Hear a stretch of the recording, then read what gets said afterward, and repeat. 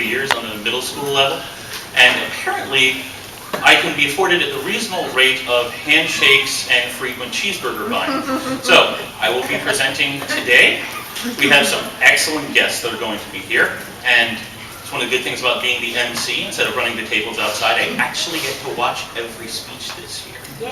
So we're going to start off with a brief presentation, which I call Darwin's Gift, Our Family History.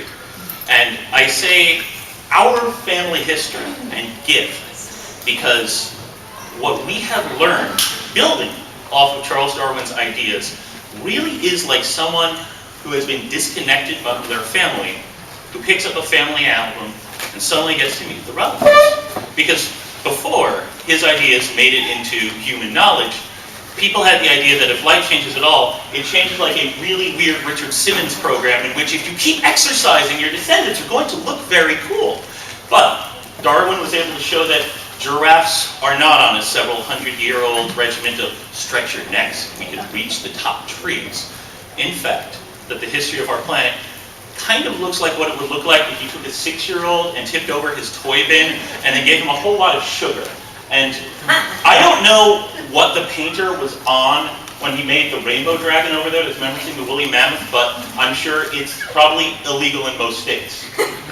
And this is just this beautiful thing which I really think of as a family tree.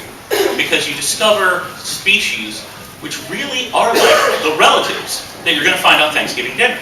You're going to have that one that everybody talks up, but once you dig in, you realize his job really wasn't as cool as you might have thought. Or you have the one that sits at the edge of the table that everyone thinks is nice that turns out to be a stone-cold serial killer. I'll talk a little bit more about plants later and make sure that I've taken my medication on that. And you occasionally find the really cute cousin that you never know that you'd love to have around. And I see that there's children in the audience, so I will skip my joke about the Deep South. But when talking about the history of life, if we want to start off with what kind of things start out, we're talking about 2 billion years of fascinating creatures which look kind of like this. We're talking bacteria for most of the history of life, which is why I have problems getting my students in school interested by saying there's some really fascinating stuff, which looks just like the really fascinating stuff which is crawling around now. Because quite frankly, I teach paleontology to 8th graders, and very often these are people that think that Michael Bay movies are too wordy. So I have to move along a bit. The first stuff that really tends to get the interest of the kids is when we go to about 580 million years ago, and we get to the Cambrian period, where the process of evolution basically created the first Pokemon. I love the weird, bizarre things that are no longer around. If you look at the little guy over there who's saying, "Can I have Trilobite too, please?" That thing has 5 eyes. Wonderful branches of our family, which somehow were totally found wanting and now are no longer around. But, you know, the guy in the top actually did pretty good for himself. Anomalocharys, our first super predator, was found wonderful in the eyes of the Japanese and actually made it directly into the video game Pokemon.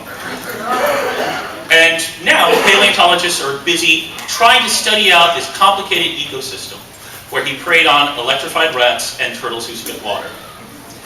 Children, help your parents get that last one. The next great big thing that would have happened in the history of life would have been these guys. Plants make me nervous. Because if you think about what a plant is, all a plant is basically a self-replicating cheeseburger. They don't move. We just sit there and eat them. But after billions of years, they haven't gone away. And why? Because they are cheeseburgers with guns and knives. I mean, these things are poison. These things are spiky. And I learned 2 things from studying about the history of life on Earth. One is never turn your back on a plant, and the other is always take your therapist's recommended medication at every interval of 6 hours. But my favorite part of the fossil record, the one that's nearly dear to me, is dinosaurs. And I got into science because of dinosaurs, because in the 1980s, dinosaurs were all over the popular culture. But as you can see, the popular culture never really cared for historical accuracy. So I miraculously was able to find real, accurate facts about dinosaurs. And during this time, they were the big money earners of our family. If this was Thanksgiving dinner, people would be like, well, why can't you be like Tyrannosaurus? He's so impressive. Our immediate family would have been a little less impressive during this time. The biggest mammal we would have had, our MVP, would have measured about 3 feet long and would have eaten dinosaur eggs. He gets MVP because when all the mammals are on the watering pole, and someone could say, I dodged an apatosaur's foot today. What did you do, Joe? Oh, I got some flowers when my mate get eaten. He would be able to walk around saying, I tasted dinosaur today. Do you boys know what dinosaur tastes like? No, you don't! So this is the guy that we would have to be proud of before the inevitable crashing down. Of course, by looking through the way that the asteroid wiped out really anything bigger than 6 feet, and let our tiny little ancestors take over, sounds very dramatic until you realize that it's the equivalent of saying that at our high school, after all the jocks were killed by Skylab falling over them, we were derived from the inhabitants of the Dungeons and Dragons Club. Of course, I find this picture totally ridiculous because you never rush a Type 5 Herzog demon with peasant. I'm moving on. But I love these stories. I love learning about the history of life, even with our more successful relatives and where they are today. The dinosaurs' current descendants, who we regularly eat with old-time country spices in a red and white bucket, probably would give them a little bit of pause today. My friend has a cockatoo, and when those beady eyes stare at you, you can tell he's thinking 2 things. 1, who let the mammals get out of control? And 2, he is very, very disappointed, the ostrich. But this is a wonderful story that I have been reviewing all my life since my parents got me my first book that showed the timeline. This is what Darwin has given us. And as a teacher, I know that there is plenty of times when people like me have to fight to make sure that this kind of message gets out. And that's kind of what Darwin Day is about, because we're fighting a few forces in the culture. First of all, we are fighting America's love of science, where here we see that the Science Channel has 27% shows about science, 9% shows that involve projectiles, 9% shows about junk, shows not about science 18%, and 23% shows with the words killer, bigger, or monster in them. I personally think that this may be slightly inaccurate because really you should just put for the History Channel, it's the Alien and Hitler channel, all entertainment 24 hours a day. But I digress constantly. Aside from that, we have other places in our society where everything that I would be showed on this slide to you so far would be taken out of our classrooms. I have had a student in the last month taken out of my classroom because the teachings in the science book did not agree with the teachings of the parent. And I am continually having to fight using 200 years of biological science and evidence, ideas which seem to be randomly rolled on the creationist dice response game. Meaning, if I want to randomly find out what problem they will have with my science today, apparently, radiometric dating, tra-la-la-la, I can't hear you.